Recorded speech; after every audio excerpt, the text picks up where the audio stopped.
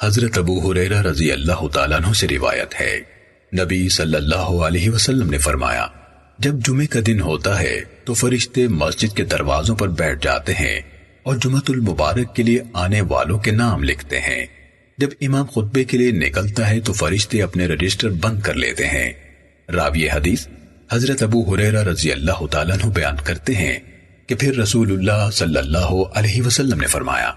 جمعے کے لیے سب سے پہلے آنے والا کعبے کی طرف قربانی کے لیے اونٹ بھیجنے والے کی طرح ہے،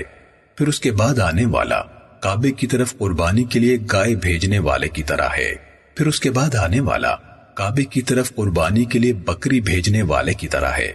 پھر اس کے بعد آنے والا کعبے کی طرف قربانی کے لیے بطخ بھیجنے والے کی طرح ہے، پھر اس کے بعد آنے والا کعبے کی طرف قربانی کے لیے مرغی بھیجنے والے کی طرح ہے، پھر اس کے بعد آنے والا کعبے کی طرف قربانی کے لیے انڈا بھیجنے والے کی طرح ہے۔ سنن نسائی حدیث نمبر 1386۔